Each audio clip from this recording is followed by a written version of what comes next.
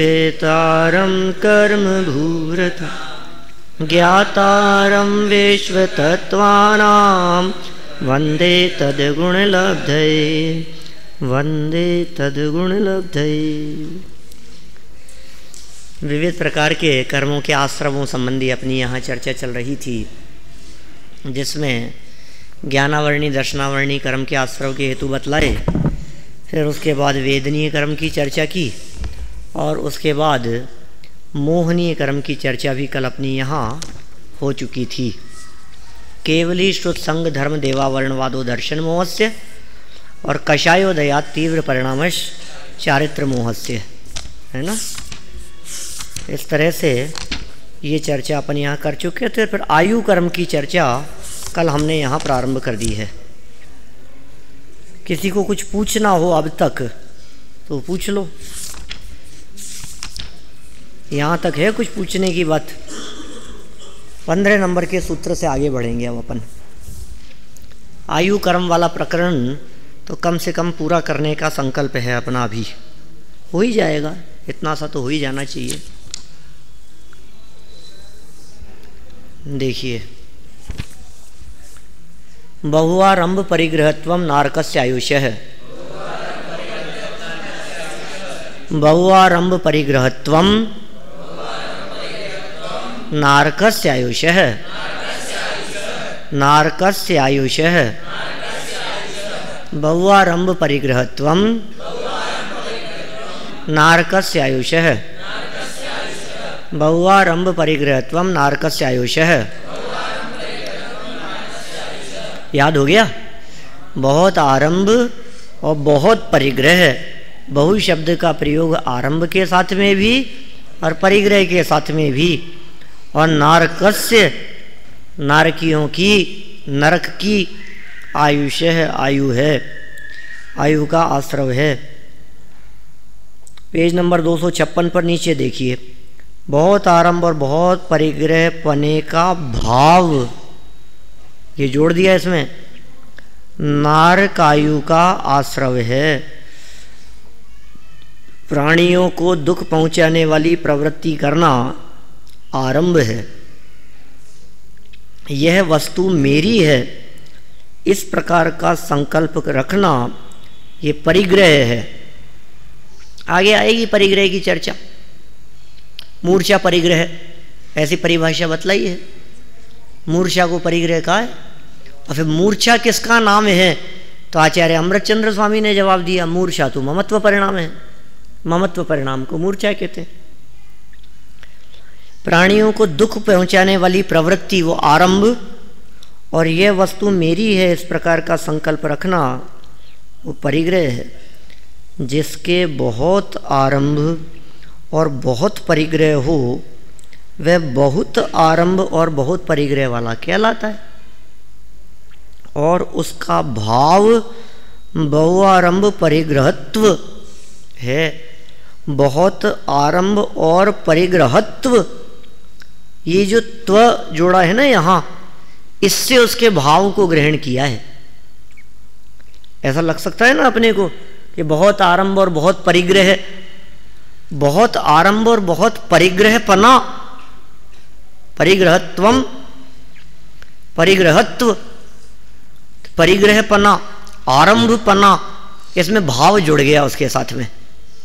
माने आरंभ करना, उसके साथ में उसके भाव, और परिग्रह बहुत हो और भाव जुड़े हों उसके साथ, तो वो परिग्रह कहलाएगा।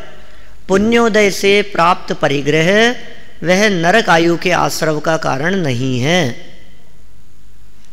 उदय प्रमाण जो परिग्रह प्राप्त हुआ है वह नरक आयु के आश्रव का कारण नहीं है, अपितु उस परिग्रह के साथ में वर्तने वाला ममत्व परिणाम वो मूल में नरक आयु के आश्रव का कारण बनता है। ठीक है। यदि एकांत से बहुत आरंभ और परिग्रह रखने मात्र को या होने मात्र को परिग्रह या नरक का कारण माना जाए, साहब इनके पास में बहुत परिग्रह है, ये नरक में जाएंगे, तो जिनके पास में बिल्कुल परिग्रह नहीं है, खान पान का कुछ ठिकाना नहीं है, यदवा तदवा आचरण जिनका दिखाई देता है, और हीन दशा जिनकी है, झोंपड़ियों में रहते हैं, फुटपाथ पर रहते हैं, चोरी करते हैं, झूठ बोलते हैं, ऐसी प्रवृत्तियां जिनकी दिखाई देती हो, बहुत परिग्रह नहीं है, भीख मांग के खाते हैं, उनमें से कोई नरक में नहीं जाएगा। लेकिन जो संग्रह का परिणाम है, संग्रह वृत्ति है, मैं संग्रह करूं, मैं इकट्ठा करूं, इतना तो होना ही चाहिए, इतना तो कम से कम मेरे जीवन में चाहिए, इस तरह की वृत्ति पूर्वक, ममत्व परिणाम पूर्वक किंचित भी रखे तो भी नरक जाने का पात्र है, नरक आयु के आश्रव का कारण बनता है। और बहुत होकर के भी उसके प्रति ममत्व परिणाम न होवे तो स्वर्ग मोक्ष का अधिकारी है। ठीक है ना? इसका मतलब बाहर में परिग्रह की मात्रा बढ़ने से या अल्प होने से नरक आदि का संबंध नहीं है, असली कारण तो परिणाम मात्र ही रहा। देखिए, और हिंसा आदि क्रूर कार्यों में निरंतर प्रवृत्ति, दूसरे के धन का अपहरण, इंद्रियों के विषयों में अत्यंत आसक्ति तथा मरने के समय कृष्णलेश्या और रौद्र ध्यान आदि का होना नरक आयु के आश्रव हैं। रौद्र ध्यान जानते ही हैं हम लोग, आगे ध्यानों की चर्चा भी आई है।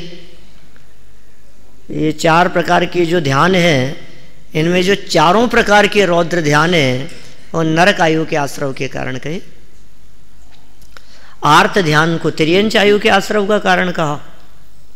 आर्त ध्यान के फल में तिर्यंच और रौद्र ध्यान के फल में नरक।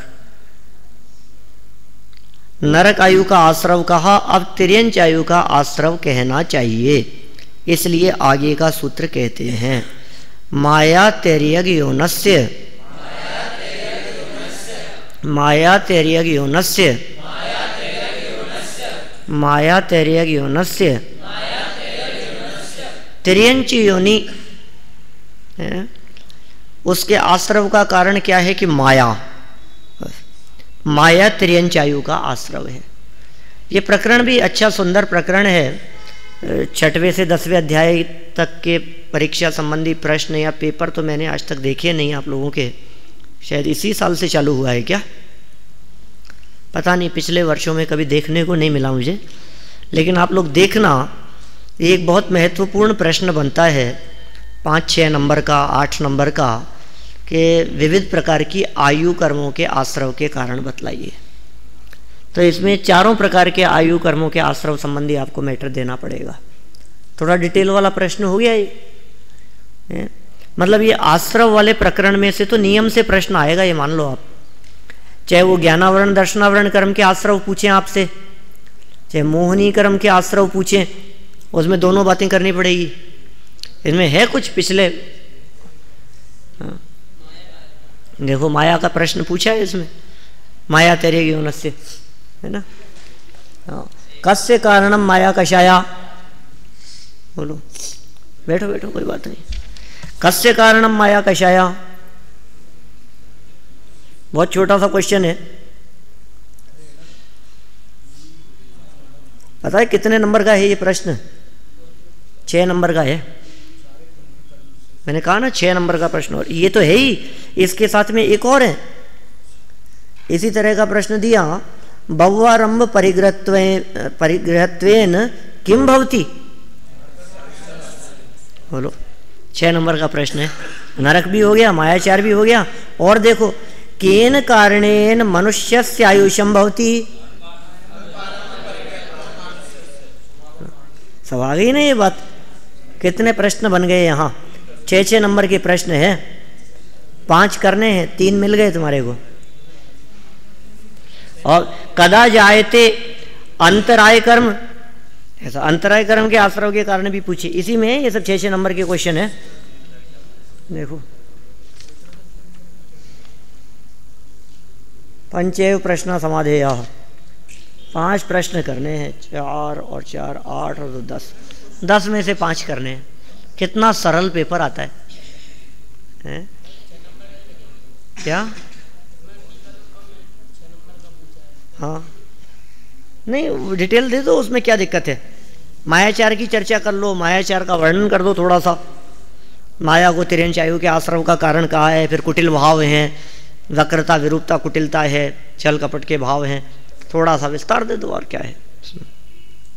देखिए, माया नामक चारित्र मोहिनी के उदय से जो आत्मा में कुटिल भाव पैदा होता है वह माया है। आत्मा में जो कुटिल भाव पैदा हुआ उसका नाम माया कहा है। इसका दूसरा नाम निकृति है। इसे तिर्यंचायु का आश्रव जानना चाहिए। इसका विस्तार से खुलासा, जो तुम कह रहे थे शॉर्ट में है, ये विस्तार से खुलासा कह रहे हैं। धर्मोपदेश में मिथ्या बातों को मिलाकर उनका प्रचार करना, शील रहित जीवन बिताना, अतिसंधान प्रियता, कल भी आया था शब्द, तथा मरण के समय नील व कापोत लेश्या, ये तिर्यंचायु के आश्रव का कारण, कापोत और नील लेश्या, और आर्त ध्यान का होना आदि तिर्यंचायु के आश्रव हैं। विस्तार हो गया ना, आर्त ध्यान को भी ले लिया इसमें। और ज्यादा पूछा जाए और ज्यादा बढ़ाने का भाव हो तो आर्त ध्यान का विस्तार कर दो। इष्ट वियोग, अनिष्ट संयोग, पीड़ा, चिंतन और निदान, इस रूप जो परिणाम है वो सब आर्त ध्यान है। और ऐसा आर्त ध्यान और मायाचार रखने का परिणाम वो सब तिर्यंचायु के आश्रव का कारण है। नरक हो गया, तिर्यंच हो गया।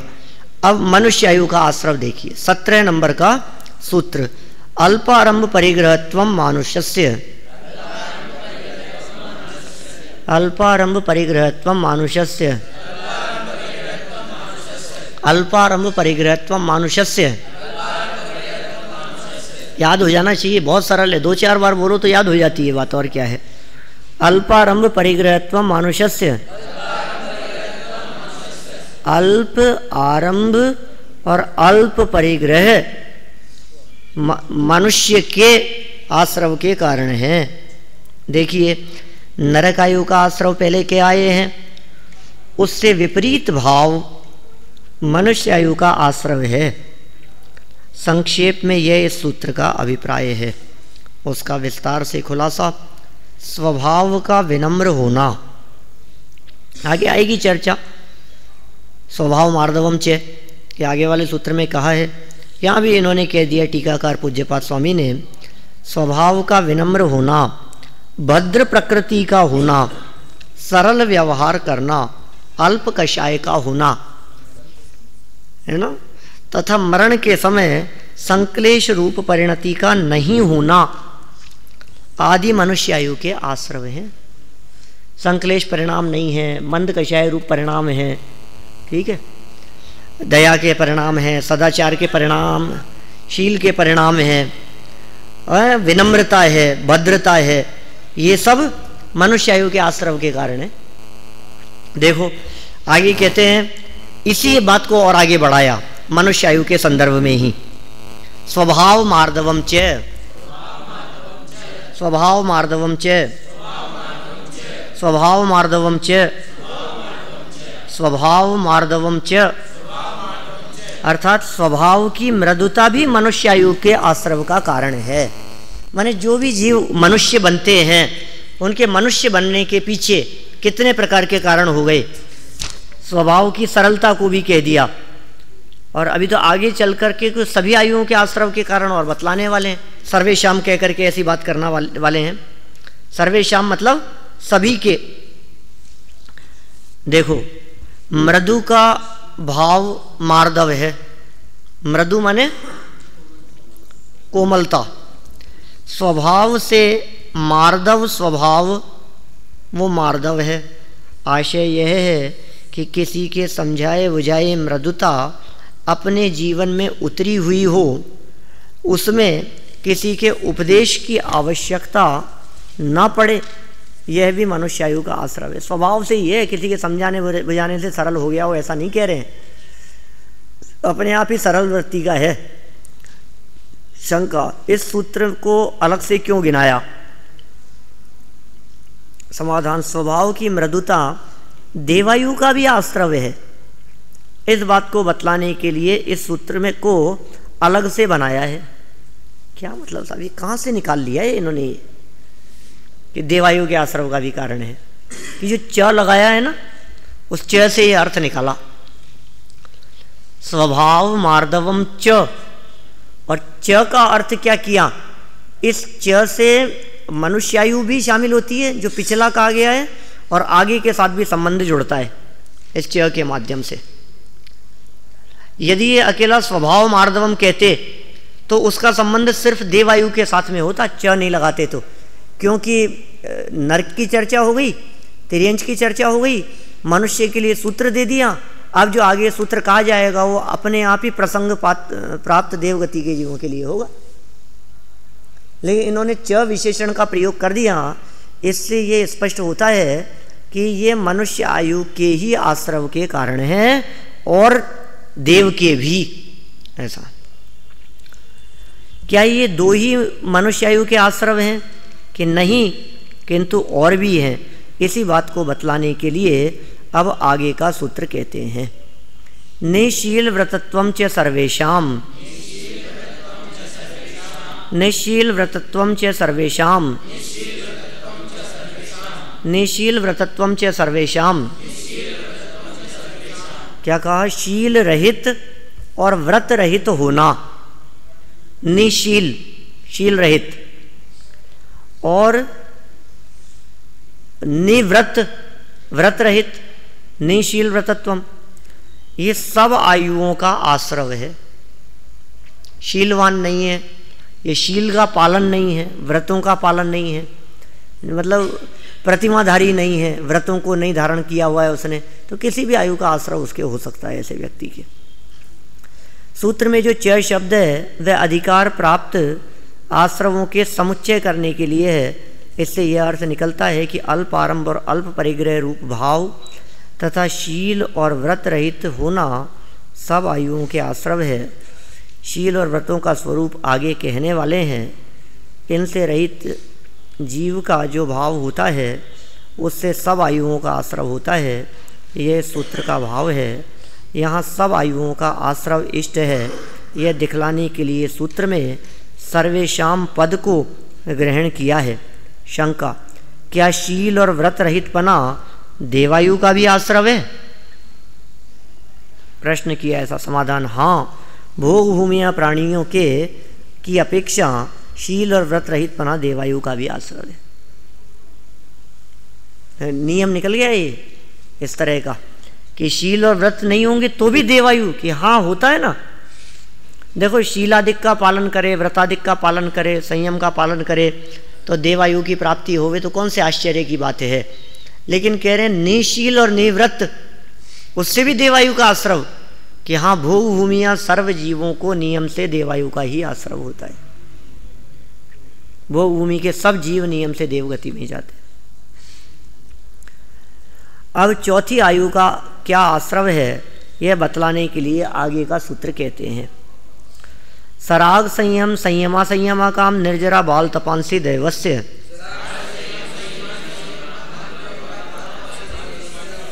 धीरे धीरे बोलो, बहुत जल्दी बजा दिया है? अभी तो बुलाने के लिए नहीं बजाया अभी।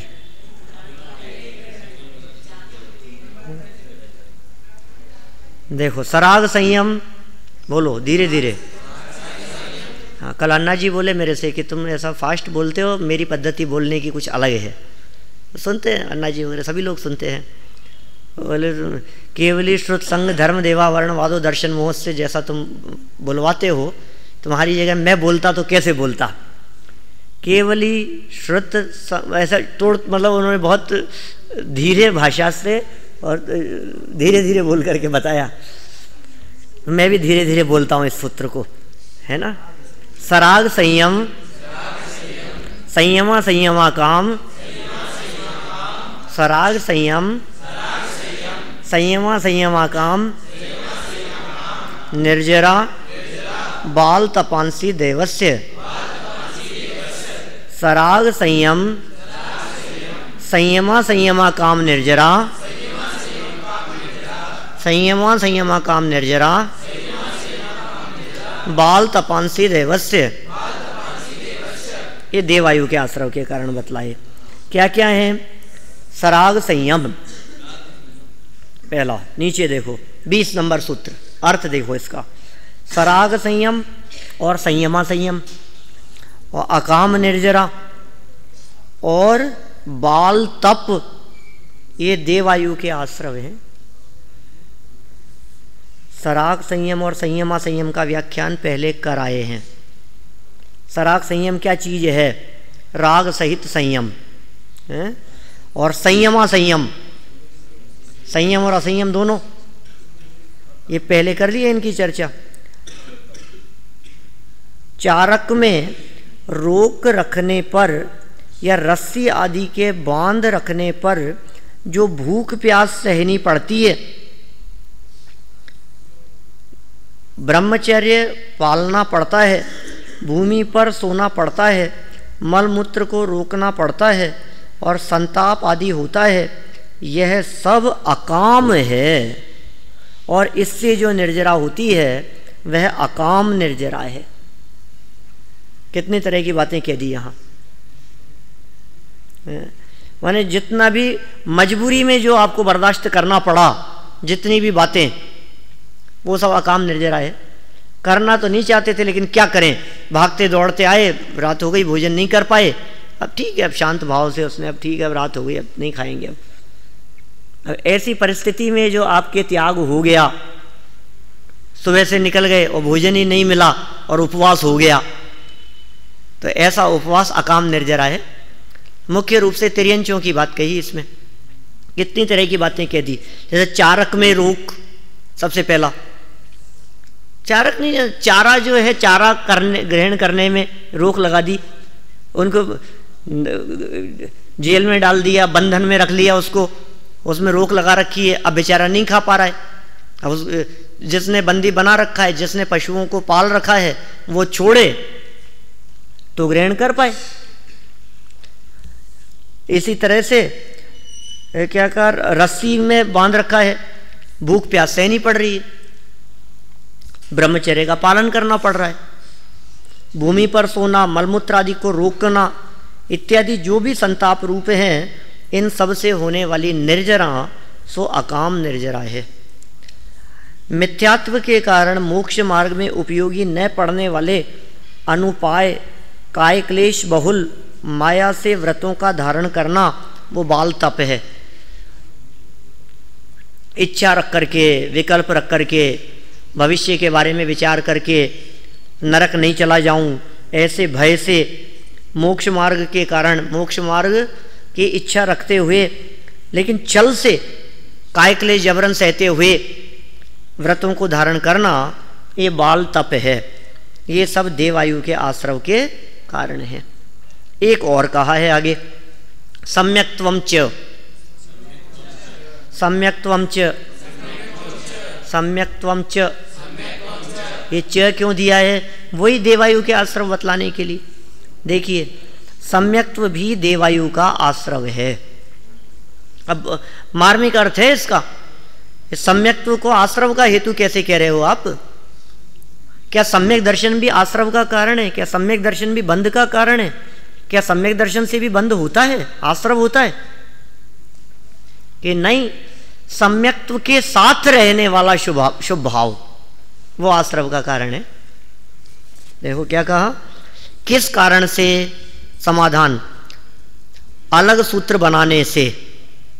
शंका, यदि ऐसा है तो पूर्व सूत्र में जो विधान किया है वह सामान्य रूप से प्राप्त होता है और इससे सराग संयम और संयमा संयम ये भवनवासी आदि की आयु के भी आश्रव हैं, यह प्राप्त होता है।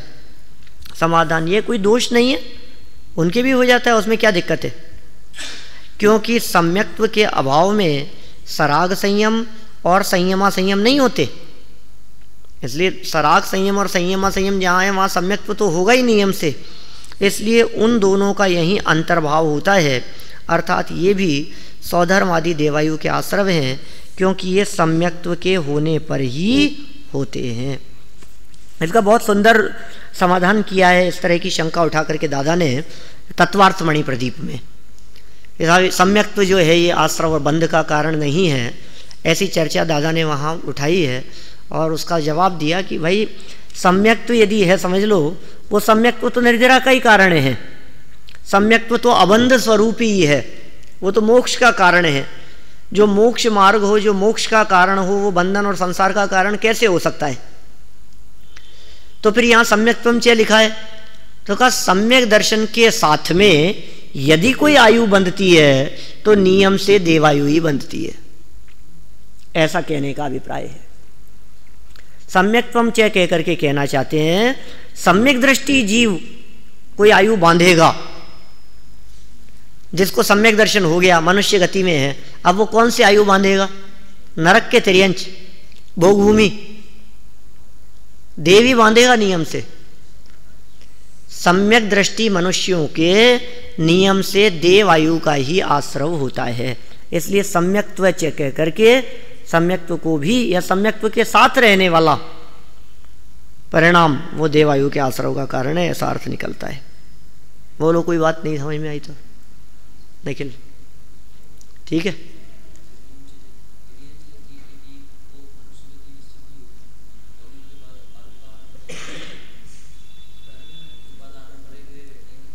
नहीं, ऐसा थोड़ी नहीं, इसीलिए तो हमने कहा अल्पारंभ परिग्रहत्वम, अल्प आरंभ और अल्प परिग्रह रखने का भाव।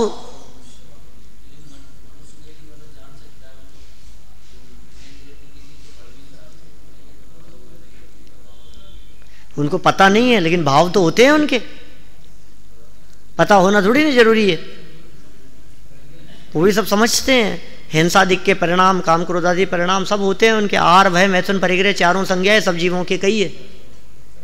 आहार भी है, भय भी है, मैथुन संज्ञा भी है और परिग्रह संज्ञा भी है।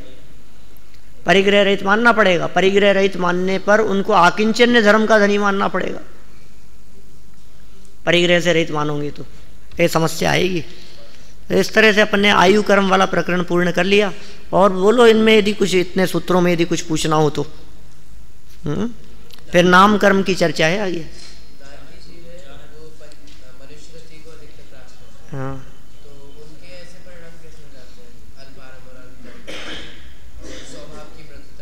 हाँ, ये तो हो जाते हैं, उसमें क्या दिक्कत है?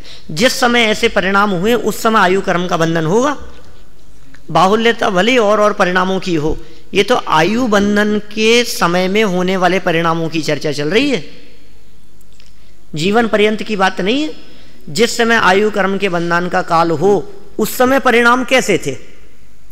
नार की जीव मर करके नियम से सैनी पंचेंद्रिय ही होते हैं, ये नियम है उनके बारे में।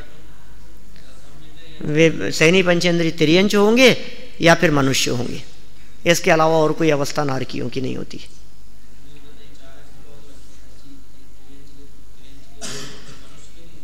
क्या चीज?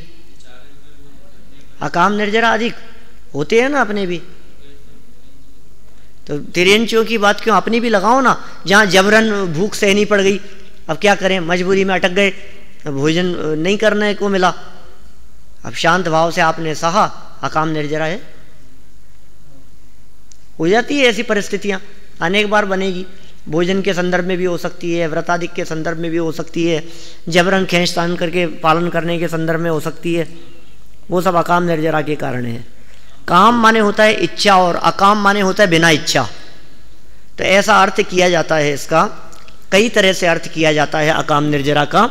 और काम शब्द का अर्थ किया इच्छा, और अकाम शब्द का अर्थ है बिना इच्छा के। बिना इच्छा के का मतलब हमारी उपवास करने की इच्छा तो नहीं थी क्या? दिन भर तो सोच रहे थे अब खाएंगे, 3 बजे करीब, अब नहीं मिला तो कोई बात नहीं, 3 बजे बैठता हूँ भोजन करने के लिए। फिर कोई ऐसा काम आ गया कि उलझ गया, देखा अब तो कोई बात नहीं, अब सुबह का तो छूट ही गया, अब शाम को भोजन करेंगे। शाम को तो टाइम से आ ही जाऊँगा मैं, लेकिन फिर जब निकले वहाँ से घर पहुँचने वाले थे, रास्ते में ऐसा ट्रैफिक जाम हुआ कि आज तो उपवास ही हो गया। अब ये जो उपवास हुआ है, ये उपवास कैसा है? अकाम है, अकाम निर्जरा है। अब उसमें यदि संक्लेश परिणाम रखे तो फिर देवायु के आश्रव का कारण नहीं है, फिर वो अकाम निर्जरा भी नहीं है। इसलिए परिणामों में जो सहजता है, ऐसे अकाम के समय में मंद कषाय रूप भाव है, सहजता है कि ठीक है अब नहीं मिला तो कोई बात नहीं, अब क्या कर सकते हैं, रात्रि में तो खाएंगे नहीं, क्या अब आज नहीं होना था ऐसे ही होनहार है, ऐसे ही पाप कर्म का उदय है, ऐसे शांत भाव से उस बात को स्वीकार करना वो देवायु के आश्रम का कारण बनता है। बोलो, होता है ऐसा, क्या करे, नहीं है। ये तो हर जीव का अलग अलग है भाई, नहीं होगा तो नहीं जाएगा। इन परिणामों से आयु बांधेगा तो जाएगा ना देव में, कोई जरूरी तो नहीं है। ऐसा थोड़ी ना है कि त्रियंच गति के जीव मर के देव गति में ही जाते होंगे। त्रियंच नरक में भी तो जाते हैं, त्रियंच मनुष्य में भी आते हैं, त्रियंच मर के भोग भूमि में भी जाते हैं। तो ये तो ऐसे परिणामों में आयु बांधे तो देव में जाए, इस तरह की बात कह रहे हैं। चलिए, इस तरह से अपन ने ये आयु कर्म तक की बात की है। कल नाम कर्म के आश्रम की चर्चा करेंगे। महावीर भगवान की